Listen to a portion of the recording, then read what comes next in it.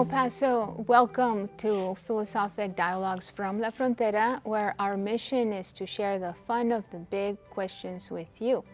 My name is Dr. Kim Diaz, and I teach philosophy at El Paso Community College.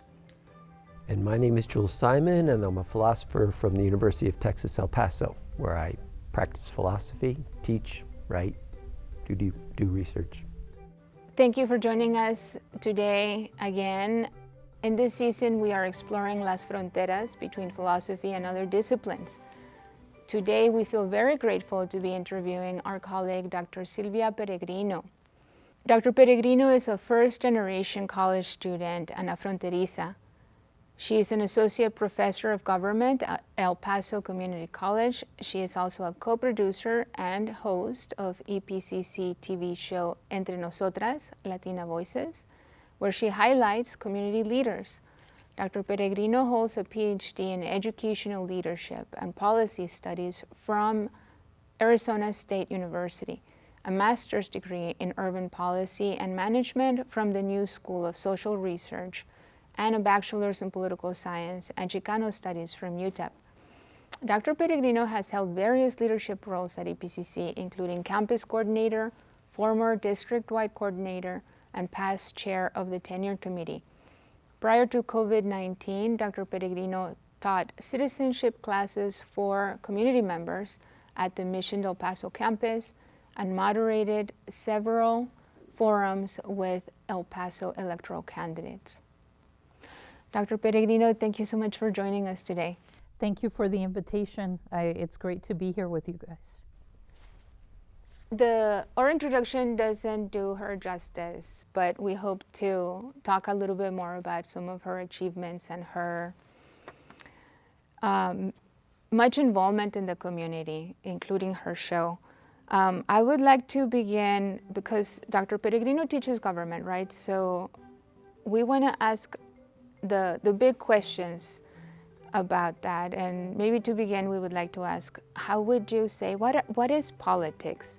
I know it's like such a big, it's like people could just like spend their whole lifetime, like it's such a big question, but you teach it, so what would you say, what is politics? Well, I try to use a definition that a lot of political scientists use, that they talk about politics as who gets what, when, and where.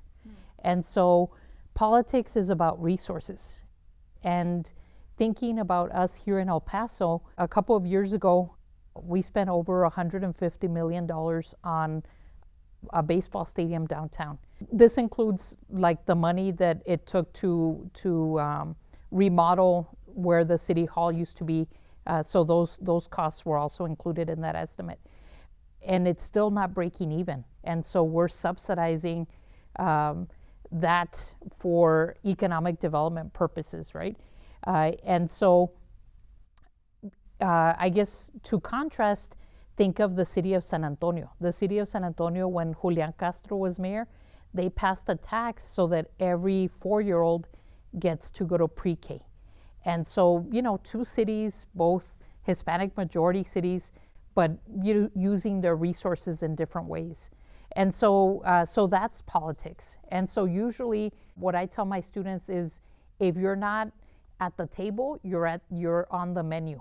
And so what does that mean? That if you're not making decisions, if you're not deciding how we're allocating the resources, then you're probably getting left out. And so, to me, that's kind of a clear example, because I tell my students, and usually not all of them have been, a couple of them have been to the stadium, but they're paying for it regardless, even if they don't go. We just had spring break, and so if they took a weekend to stay somewhere to use a swimming pool, they're paying hotel occupancy taxes, which are paying for that baseball stadium. I try to give students examples that they can use in real life so that they can see the impact. When I was in high school, I would always ask my teacher, when am I going to use this? And so same thing, I always try to answer, okay, so how are you going to use this? So for example, tax season is coming up next month. In class, I try to cover the earned income tax credit because, that's a program that, depending on your income, many families can qualify to get a little bit of money back from the federal government. And so we talk about that in class, and I try to give them examples that they're going to use in real life. So I don't know if I'm answering your question, but you did, and you answered question number 2 as well. Question number two? Question number 2 was why or how is studying politics useful? And you with your description of if you're not at the table, you're on the menu. That really got right to the heart of that question. And I think you laid out a couple of good examples of how being aware of what politics is, what it entails for our students that we teach, right, has a direct effect on them, by the way you use real life examples. So it's very pragmatic, very phenomenological. I try because I think, we want to make it relevant for students. So I encourage them to try to participate in the electoral process. We just had primary elections, and so for them, I had them at least research one candidate. What are their policies on whatever area from either party, and then I had them read other people's comments so that they could at least know about who's running for office. And we're having runoff elections in May, and so that's at least they'll be more aware about that and who's running. So I try to engage them in that way. That's great pedagogy. That's great. I think I can relate this to what we're where we are at in our dialogue, right? Aristotle once said that we're political animals, right? So what do you think about that? Are you teaching, when you teach your students, are you teaching them like they're political animals, like it's second nature to them or something like that?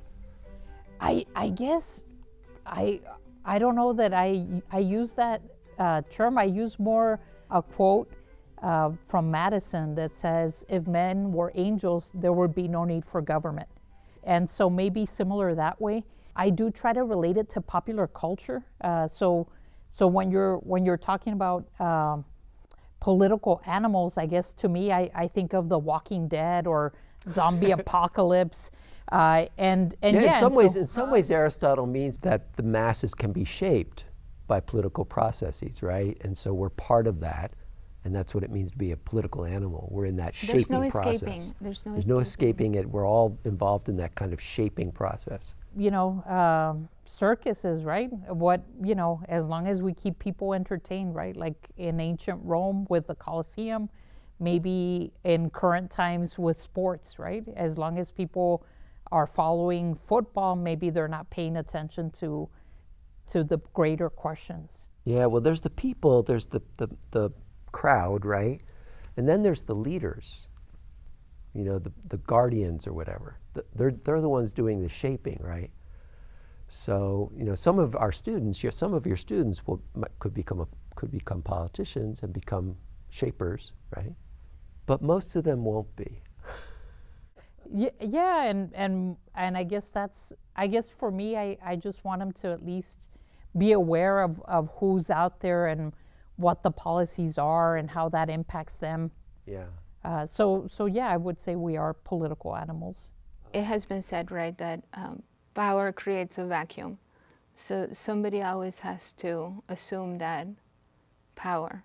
It's not, again, if humans were angels, then we wouldn't need someone or a group of people to try to, or a form of government to figure how to get along, and so that is a monarch to rule with benevolence, right? Some form of government or some form of system. I agree with Aristotle in this, and for me, it's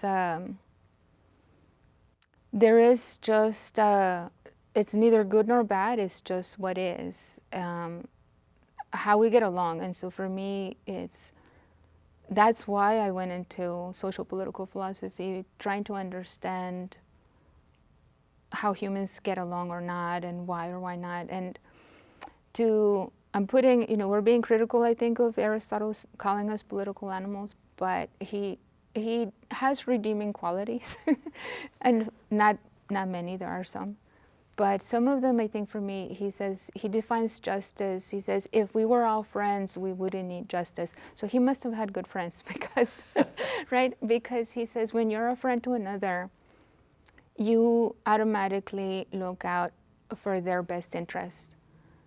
Like if you're serving dinner to your friends, you serve them a healthy portion, or you get them a comfortable pillow if they're staying with you, stuff like that, right? So, but anyway, so. Yeah, but to come back to make the comparison between that era and this era, previously we were talking about privilege, and then Aristotle's friends were all aristocrats, They were they were all part of the privileged class who were making deals with each other, to start this factory, this maquiladora in Juarez or this one in Tijuana, right? So women wouldn't necessarily be there, exactly. or people who were slaves. Right. Absolutely. Mm-hmm. Yeah. And so I'm going to move to the next question. And we word it like this. If there is such a thing as human nature, would it be a good idea for a politician or a political scientist to know something about it? What do you think? Well, I think there's different thoughts among the political parties. I think for the most part, we view people as self-interested and maybe not necessarily looking out for the common good. I know that sometimes now that we've had COVID, a lot of people lost their jobs, and so the federal government responded by giving unemployment benefits and extending them. And then our governor felt that maybe that was being too generous, and so he actually stopped the unemployment benefit extension, hoping that people would go back to work that way. And so I guess it just depends. And the extreme binary would be that you think people are good or you think they're inherently evil. And so, and we know that it's neither, right? They can be good and evil at the same time, or what is evil? If I'm hungry and I steal bread, I'm breaking the law, but if I'm doing it to feed a child or to feed an elderly member, I guess that goes into your area of philosophy and morality and ethics, right? I think with our two-party system, we do have one party that mostly sees people as deserving, and then another party that maybe sees the individual as being paramount, and focusing that the government shouldn't be there to provide a safety net, that it should be up to the individual to pull themselves up by their bootstraps. Well, the question about what's the standing of the ethical standing, or the moral standing, or the ethical standing, either one, of the person who's stealing bread, for themselves being hungry or for the child. It's not just an ethical or philosophical question, or even a dramatic one, right? Because plays were made based on that. Situation, Les Miserables, right. But it's political. I mean, that's the basis of revolutions, right? If you're not having resources distributed, as you mentioned at the beginning, politics is about distribution of resources, right? It can lead to revolution. If there's enough people who aren't getting what they need, and it's systematic. Or you'd think that the people would be educated enough, or I don't know, that the issue of revolution in politics is a difficult one. Because I think our tendency is towards reform, right? As political animals. Instead of dramatic reform change. and stability rather than upheaval. I mean, we're getting to the question about anarchy later. Yeah. No. Yeah. But the point I'm trying to make there is that there's the political issue, is based on these actual conditions of people not having what they need, right? And if there's the kind of leadership that can coalesce all those people who are large in number, perhaps you'd have some kind of a revolution or a movement or something like that. I'm critical of Rawls, but I do like the difference principle there out of his principles, where he says we need to have, because he's a social democrat, so welfare social. So he does say, and I am critical, and Jules knows this, but he says, like, look, if we don't have that, a way for people to, you don't need to, we're not gonna, I'm not saying we need egalitarianism, but if we don't have, equal political liberties, equal economic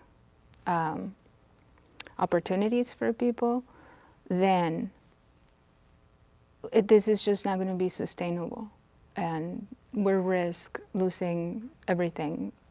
It has happened before, so. No, and I think living here on the border, we see that firsthand. So I remember that, we were having the situation with having all the migrants come from Central America. And so you wonder, like, what led them to, how bad is their country that they're choosing to make a trek to try to, come to the U.S. and have more economic opportunity. And I think you can also contrast there because, at that point, for some people, some people were angry, didn't want them, but also there's a lack of understanding of how the U.S. government has been involved in Central American politics and been involved in those countries, leading to some of the conditions that required people to migrate. And so for me, my parents were both immigrants, and so, luckily they came in the 70s when immigration policies were more lax. And so my mom used to tell me, por mí hablas inglés, because of me, you speak English. And so, as a little kid, I thought, no, well, I'm the one that went to school and learned it, but I now see her point of view. So they came because, their situation was very dire, and luckily, we've had more opportunities here, growing up in a school system that's free. In Mexico, elementary, public schools only free at the elementary level, and then you do still have to buy uniforms, books, and college, is also something that is not as readily accessible. And so I know that when we were having the situation with the migrants coming, I went and volunteered because I wanted to see firsthand, why were people coming, like have conversations with them. What was interesting to me is that I guess in my mind, I felt that the Spanish killed all the Indians, but no, like the people from Guatemala spoke several dialects, a lot of indigenous people, which Spanish was their second language. And so it was interesting to me just to see how, why people were coming.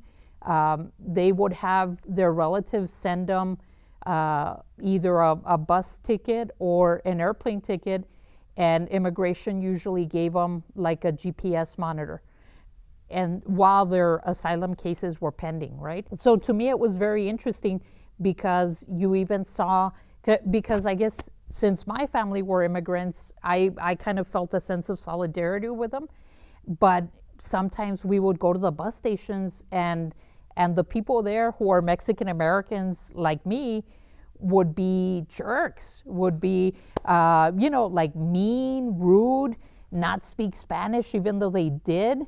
And I'd be like, "Ooh, aren't you grateful that you're getting overtime? Because look at the influx of people traveling through the bus routes now." And not really. And they looked down upon them. I don't know if it was because they were immigrants or or I guess maybe their perception that, you know, these people are going to take our jobs or going to take our resources. But it was interesting to see it firsthand. And so I kind of like contrast that with what we see in Ukraine. In Ukraine, you know, people are sending money, donating to Airbnbs so that we can house the refugees. And so it's not, and I sometimes wonder if it's racial, if it's because, you know, the Ukrainian people are phenotypically white versus the people from Central America are brown. And so maybe, you know, we don't think of them as or have as much compassion for them. So to me, that's been interesting, just, you know, how the U.S. government is responding and welcoming and helping out the Ukraine, whereas other countries were not as welcoming or as nice to. It almost sounds like there's a level of resentment, you know, in the way you describe it. You know, they resent all these extra people coming and having to face them, or, you know, having to deal with them, or having to work overtime because of it. It reminds me of the movie Lone Star. I don't know if you've seen it. I've seen it. Mm-hmm. Of that phenomenon, right? Of the generations who have been here, not feeling, not empathizing, even though they themselves have gone through that process. Yeah, or maybe, you know, some people, oh, well, my family, you know, waited in line or did it the right way, and these people are trying to cut in line by applying for political asylum. But that's legal. Like, applying for political asylum is legal, and most of the time their cases are not going to be approved. Like, I know, and usually my go-to source is the New York Times, and so usually they've done studies that they say like less than 10% of people, their asylum cases are actually processed and that they get awarded asylum. And it also depends on what district your court is held. If it's here on the border, your chances are lower than if it's somewhere in the East Coast, because it also depends who are the immigration judges that get to hear the cases. Well, that leads to this next question, you know, because we're coming at it from a different perspective, though, right? So the question is, what is ideology? And I guess the related sub-question to that would be, and how is it related to, you know, district judges and, you know, the different ways they decide who, you know, whose cases can be heard or not. Like we all throw the word ideology left and right, and I'm wondering if we all know what it means. So what would you say? What is ideology? Well, to me, ideology is a way of seeing the world, like how you see the world. And so I think we all have our ideological lenses. I know earlier before the interview, we were talking about, you know, how you have conversations with friends or relatives. And so for me, you know, I was the benefit of a lot of public assistance. So my parents got divorced when I was young.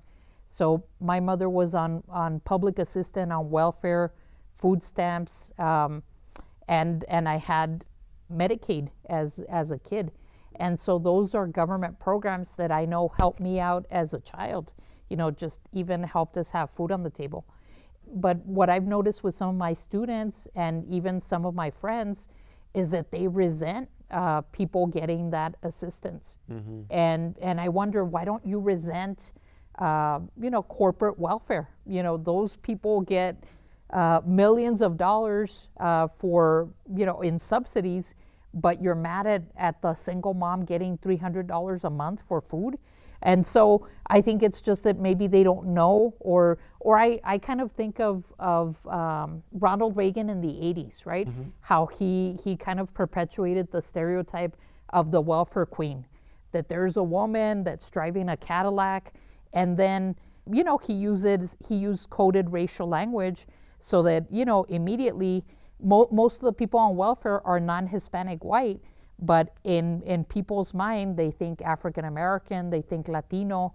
That's not necessarily the case, but he would use dog whistles to try to pit different groups against each other.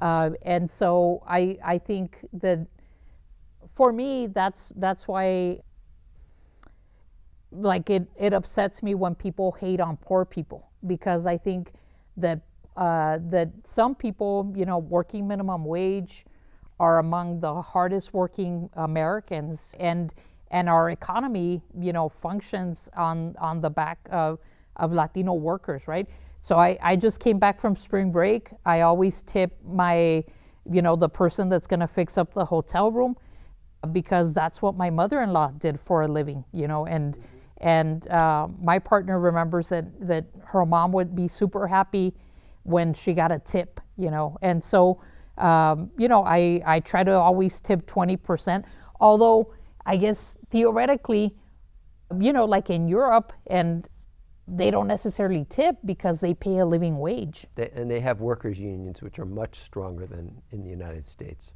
Yeah, I lived in Germany for a couple of years, and that phenomenon of non-tipping was really hard for me to get used to. Like I would be wanting to pay 20%, and my German friends would say, no, just the extra change, just leave it on the table. They're well paid, and they do a really good job, right? And even vacations. How long was your vacation in Germany? Oh, they have mandatory 6-week vacations, where they go to health spas and they take care of themselves. And I mean, the workforce is, they understand that the workforce is the backbone of the economy, right? And so they take care of their workforce. I mean, it's a really good thing. It's a good practice. And so here, I mean, here we exploit our workers. Yeah. So here we tempt them with overtime and extra cash bonuses, but structurally the support's not there, right? I am wondering, do you think that all politicians are ideological? Yes, because I think they're all either on one side or the other, and so hopefully you do try to find policies. So for example, like the earned income tax credit, that's a policy that both Democrats and Republicans like. Republicans like it because it's rewarding people who work, and then Democrats like to also help redistribute income to people who are working but are still not making enough money. But I think that's also the case with unions. So in class, I've sometimes used Robert Reich's Inequality for All, which kind of talks about how the U.S. used to be the model that other countries would look at, but now we're actually becoming more unequal. And I do, in class, I talk about something called the Gini index, which is if we were to redistribute income, how equal or unequal would it be? And we're closer to Mexico now than we are to Denmark or to European countries. And so I try to show that in class, just to get people's different perspectives, or just for them to see how it is in other countries or even other states. So for example, New Mexico had the Lotto scholarship, and so anybody with a B average would get their college paid for. Now they're kind of expanding that. And so I often tell my students that have little brothers or sisters, hey, move to New Mexico because their college will be free, whereas our school, our schooling keeps getting more expensive each year. And so, I raised three children, and they in New Mexico. They all went to college for free at New Mexico Tech and then the University of New Mexico. So they got their tuition paid for if they just had the right. As long as they had the B average, right? Regardless of income, because you're a professor, so maybe you could shell out some, but they had a good average, so they got school paid for. I know that the average college student owes about $29,000 a year after their bachelor's degree, and so Luckily, and here is a plug for EPCC. So our tuition is more affordable because we're public and taxpayers pay for it. We're more affordable than UTEP or the for-profit schools. But I also think that that's political, because in 2003, the state legislature gave all the universities permission to set their own tuition rates. Before that, they would have to go to the legislature and ask for permission. And so what did all of them do? They just increased their tuition. And so at that time, I remember Diana Natalicio, President Natalicio, really fighting to keep UTEP at that lower level. It's still more expensive than EPCC, but it's really low compared to the other UT system schools. No, and I think like we're talking about education. For me, education was the path to get into the middle class. And I think for a lot of people, to get a good career or a good paying job. I was happy with the UTEP promise. I know that new money that the UT system, I think it's $500 million, that now they raised the cap to $75,000. So if your family makes less than $75,000, you're gonna be able to go to UTEP tuition. Tuition will be covered. Perhaps you'll just spend on fees and books. But I think that's wonderful, because I think in El Paso, a lot of our community is our first generation college students, and a lot of them, their families make less than $75,000 a year. So I think that's wonderful that the UT system did that, and so that's what I try to emphasize to my students, like financial aid. What are the caps on that? What income threshold can you still get the Pell Grant at? Because I think all those are political decisions. I would like to ask Dr. Peregrino, so there's different systems of government, and fortunately I only know one. I haven't experienced some of the other ones. You know two. Pardon? You know two, the Mexican government. Yeah, no, you're right. Yeah, I did live in India, so I know. But there's still a democracy. Yeah. So, they have a different system than in the U.S., but there's still a democracy. And I meant like an autocracy or, Right. So, or theocracy. Right. So, yeah, there are different systems of government. So how would you define democracy? There's this article that one of my colleagues recommended, and it's kind of complex to use with the students, but it's what democracy is and isn't. So in that article, they cite Robert Dahl, and so he feels these conditions are the minimum to have a political democracy. Control over government decisions about policy that is constitutionally vested in elected officials. Elected officials are chosen frequent and in fairly conducted elections in which coercion is comparatively uncommon. Practically all adults have the right to vote in the election of officials. Practically all adults have the right to run for elected offices in government. Citizens have the right to express themselves without danger of severe punishment on political matters broadly defined. Citizens have the right to seek out alternative sources of information. Citizens have the right to form independent associations or organizations, including independent political parties and interest groups. And the last one that he has is the right for elected officials to be able to exercise their constitutional powers without being subjected to opposition from unelected officials, and be self-governing. And so how I highlight that in class is kind of talking about Russia. So they have elections in Russia. It's just, there's only one political candidate, right? Or the party that you already know who's going to win, right?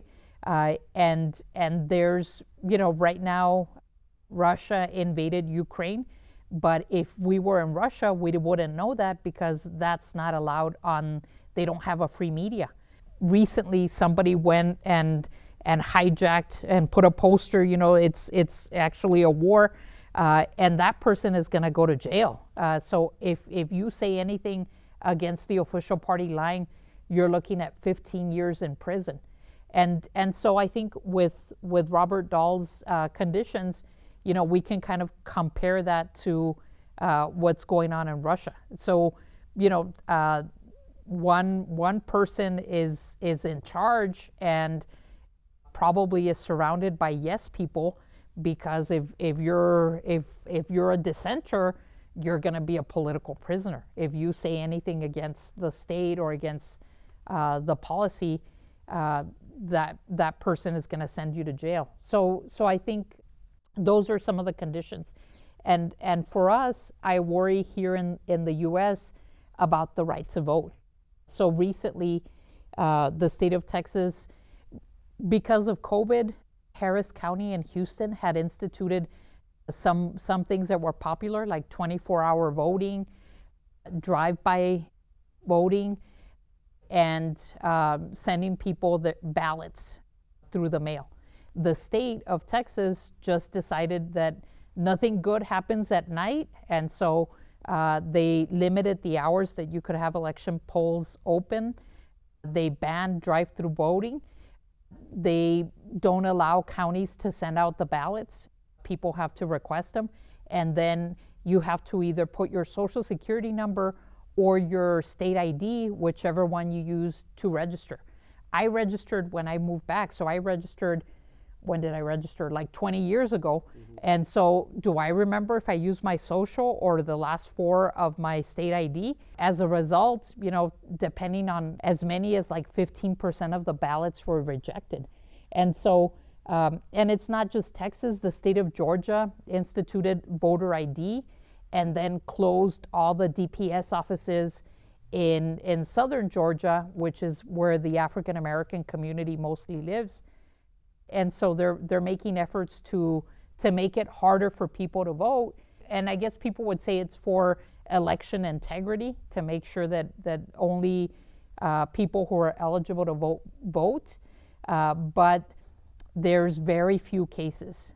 So when our governor, who used to be the Attorney General, there were maybe like less than 10 cases of voter fraud, but yet we put in a voter ID law, and over 800,000 Texans don't have a voter ID. And so, you know, I often think about that, like, are we having free and fair elections? The way that Dahl covers it in his principles, her principles is his Robert Dahl, I forgot the first name, is that if it's constitutionally mandated, right? And so, but our Constitution has these structures in it that allow for these kinds of activities to occur, right, as legal and valid sorts of activities. You know, so if we had different leadership, you know, we wouldn't be facing the same sorts of restrictions and diversions and, you know, like the ones you describe, right? I want to ask. The repression of votes and things like that. And so having the constitutional mandate, you know, doesn't always guarantee that everybody's going to get their right to vote and be able to exercise it. And, right? And even in recent times, right? In our Constitution, we choose the president not by who gets more votes, but by who gets more states. Right, exactly. And so we've had, you know, 2 elections in recent times that people lose the popular vote but win at the state level. And so, you know, Hillary Clinton got more votes than Donald Trump, almost 3 million more votes, but because she lost certain states, she lost. Because it's a land-based system or a property-based system, right? Ultimately, and that's a really huge problem with our Constitution. And it's land-based. You have to respect the state's rights, right? Yeah. You know, so those small population centers where nobody's living, you know, they all get these extra votes. And yeah, and even with the Senate, right? You know, every state gets 2, even though some states have more cows than people. Right. Everybody gets equal representation. And this is how ideology comes back in the picture, right? Like, which ideology? Where we value property or do we value people? Right. That's how it comes, the relevance, right? Yeah, I mean, that strikes at the heart of it, actually. Um, Because the original people who wrote that Constitution were white landowners, right? You know, And you know, and I try to cover this in class. Like, to them, you know, democracy meant like mob rule, and so they wanted the elites to be the ones that are ruling. So I often cover Shays' Rebellion, and try to talk about that, and get them to see that's why we restructured, right? We went from the Articles of the Confederation to our Constitution. Mm-hmm. I'm wondering if Jules is the one that wants to ask the next question. No, go ahead. No? What is it? Well, how would you define anarchism? Oh. And is there a place for anarchism in democracy? Because I think similarly, you know, these words get used and misused, right? Democracy, ideology, anarchism. How would you define anarchism? I guess the way that I understand it would be like lack of government or no government.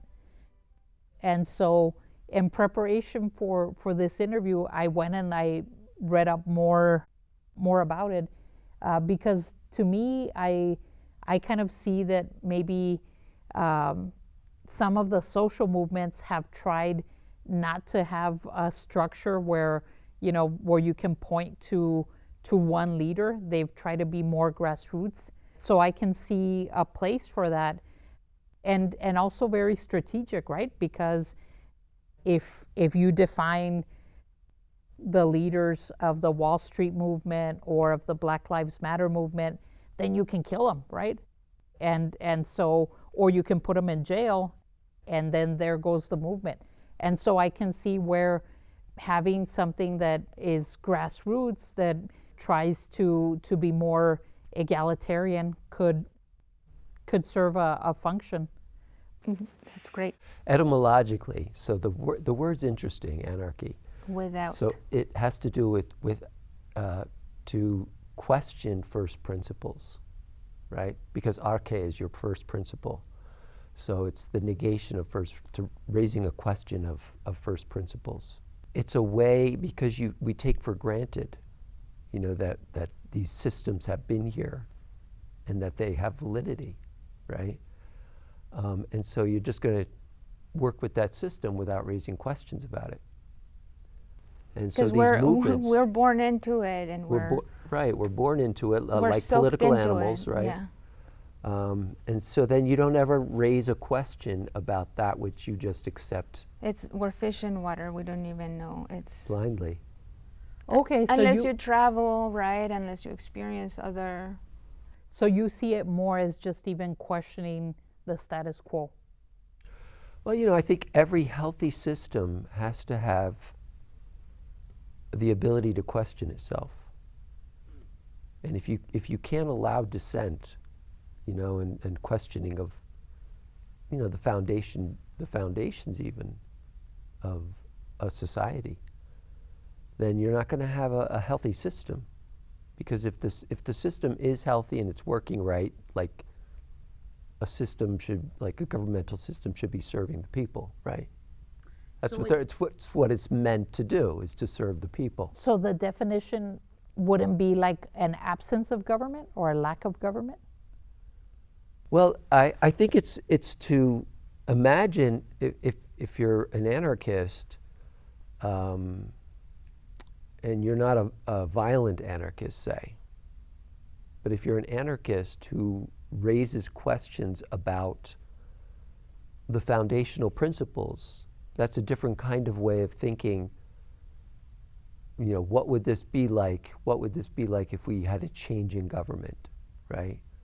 Or a radical change in government even. You have to imagine that it could be something else, right? So if you can't imagine it, if you can't imagine that it could be something else, how are you going to work to create change and difference, right? And I guess, you know, over spring break, I've been watching a lot of the cowboy shows. Like I've been watching Yellowstone and 1883. And to me, that's kind of anarchy. Like And the fact that they were in the Wild West, that there was really, when they were pioneers, there was really no government. They were just kind of out on their own, fighting Native American communities over land. And so I kind of also thought of that when I saw that question. I guess freedom from government. Yeah, but even in that, there was always the settlement with the sheriff, right? And the judge that would come in, and there was tenuous kind of federal control, right? So, yeah, towards the end, we're getting to questions about the border. Yeah. Yeah, we could talk about anarchism for a while. How do borders come into play here? And when you get more and more control of the land, because a lot of that cowboy stuff was about control of land, right? Mm-hmm. Coming back to who controls the land, then you reduce that kind of, unhealthy anarchy. I would say that was unhealthy anarchy. And then you can understand it, one of the ways that I understand it, because of course there's different ones, but so like I can think about you had anarchists, like for instance, like Emma Goldman, who didn't want to be a socialist because the socialists were very structured, at least some, there's so many types, right? But at least in that time, very structured, and this is what we're doing and this is for who we're doing it with, as opposed to can we just have more openness to see how we all can think about this together and question each other rather than coming down, with the party agenda.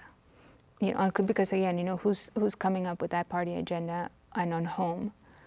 But also I can think about it explaining the Taoist against the Confucianist, right? The Confucianist is always going to be more culture, more society, more communitarian, versus the Taoist who's going to be more, again, let's question the status quo as opposed to work with and for without, you still question it. You still question it to ameliorate it, but you're still reproducing it as opposed to like the Taoist, the typical Taoist, at least in the literature, would go off into the forest and do his own thing. So there's so many different types of anarchism, No, and that's great to discuss, because I guess in political science, I've always just seen maybe like more of the violent, but through this, I can see where there could be others, more like a return to nature. Just think about like socialism. There's so many types of socialism. There is, think about democracy. There's so many types of democracies as opposed to, or liberalism. There's degrees of liberalism. Well, first of all, do you have questions for us, Dr. Peregrino?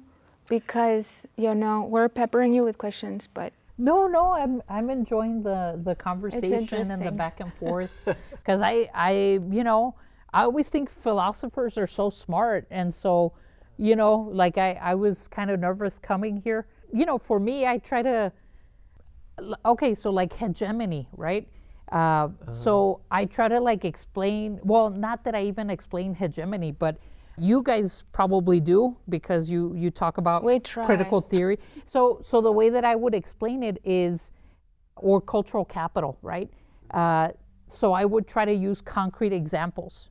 So, so for example, with hegemony, I would use, think about the elephant in the circus. When they're little, they put a little stake and then they got them, And then when they're huge elephants, they've already been so conditioned that they can't get away from that stake, that they're still obedient, right? They're stuck there. So that's how I would teach, give an example that people can understand about hegemony. And then cultural capital, like I'm familiar with Pierre Bourdieu, but I would ask about, what kind of crayons did you have growing up as a kid? Did you have like the 8 crayons, or did you have like the 100 crayon with the Crayola sharpener? Because to me, that's also social class. Like maybe you didn't even have a crayon. So, so that tells us you were low income, right? Versus a kid from a privileged background that probably had all the is it 150, 200 crayons? Right. But even that gives you access to culture, to language, because you're learning about different colors that maybe the kid with only the 8 crayons is not going to know some of the other crayons or periwinkle or shades of aquamarine, right? I try to land stuff into examples that people are going to understand. That makes you an excellent teacher, Dr. Peregrino. You have a wealth of experience and lived world examples to, get your lessons across to the students. That's great. I'm glad you quelled your anxiety, because you brought the same wealth to us, to the dialogue here. No, and I'm enjoying talking to you, because normally, I don't. Sometimes I have these conversations with my colleagues when we do meet, and we've done panels about certain social issues. Well, that's just what this is. It's a meeting of colleagues, right? Yeah. I would like to ask you, what is the role of ethics in political deliberation? So, for instance, we could talk about currently the Ukraine, the situation in international relations. And originally we asked because we live in La Frontera. So it's international. International issues are right here. International political issues. And they have ethical reverberations. Right. And you know that because you were you're worked right on the front line there. So how does that, being from La Frontera, allow us to understand what's going on in the Ukraine, with Russia invading the border of Ukraine? Well, they're like we are. Like, some of us have family on both sides, and I'm not a foreign affairs expert by any means, but I did go to a American Political Science Association webinar that they were talking about how we can teach that, and so they're related, they're relatives, and I think in Vladimir Putin's mind, it was going to be like Crimea 2.0, that he was just going to be able to take over very quickly. And he's gotten a lot of resistance. He's gotten a lot of sanctions from other democratic countries. And so they're trying to balance between not starting World War III, but then not having genocide. And so what's been interesting to me is seeing how, the U.S. is going to welcome people from the Ukraine. Other countries are opening their borders for them. People are leaving strollers in Poland for the mothers that are coming with their kids. And so you see kind of an outpouring of goodwill towards those populations. And then you contrast with what we saw a couple of years back with the child separation policy, where the Trump administration was prosecuting everybody and separating families. And to this day, there are maybe several hundred kids who haven't been reunited with their family members. And we lived that because some of those children were being held in Clint. And I also, asked students to follow the money. Somebody was getting rich off of that. They were paying $700 per kid, even though it's in a tent. So, it's not a hotel or anything, but that's how much they were charging. The contractors were making money off of that. And so to me, that's been interesting. And I do wonder if it's skin color, or maybe it's because, we're seeing a democratic country that's being invaded. And so perhaps we have more empathy for that than kids or families that are just fleeing poverty or fleeing gangs. And so to me, that's been interesting, just to see that reaction, that the U.S. and celebrities are fundraising for the Ukraine. maybe they're not as welcoming to immigrants of color. So to quote President Trump, I don't want immigrants from poop whole countries, right? And so, didn't want Haitians, didn't want Latin American, but wanted people from Norway or Scandinavian countries. It seems also Scotland, where he's from. It seems also the relationship that the U.S. government has with those governments has a lot to do with it. And if we think of the Afghani refugees that have come here, right? So what role has the U.S. had in those governments? What kind of political relationship has the U.S. had to Latin America, to Afghanistan, with Russia? Sorry to interrupt, which leads to just connecting your original question, what the relationship of ethics, right? Well, so the political situations then dictate the ethical conditions, right? And I think there were like some people that, and the Afghan people that were welcomed were the ones that were on the side of the Americans. They were translators, they were assisting U.S. military personnel. But then I think a lot of that goodwill got turned when there was an attack on a Fort Bliss female soldier. Oh, right. And so one, or a couple of people committed that act, and I think that might have killed the goodwill that was coming from our community, which I think in general is welcoming towards immigrants, because I think a lot of us can trace our heritage, and so I feel like we're a welcoming community, and we're welcoming with the Afghan refugees as well, and so yeah, they're complex questions, yeah. And I hope that they're able to resolve it diplomatically, because otherwise it's World War III, and we might face. I've had students already deploy to Europe. They have a lot of grains, and so we might be looking at famine conditions in the future, and nuclear weapons. I think I went on vacation for spring break because I thought, well, we could be on the verge of World War III, so might as well enjoy now while I still can. Carpe diem, seize the day. Yeah. Another type of ideology, maybe, Very right? Hedonism, very right? serious stuff. I think, are we coming to the end here? Yes.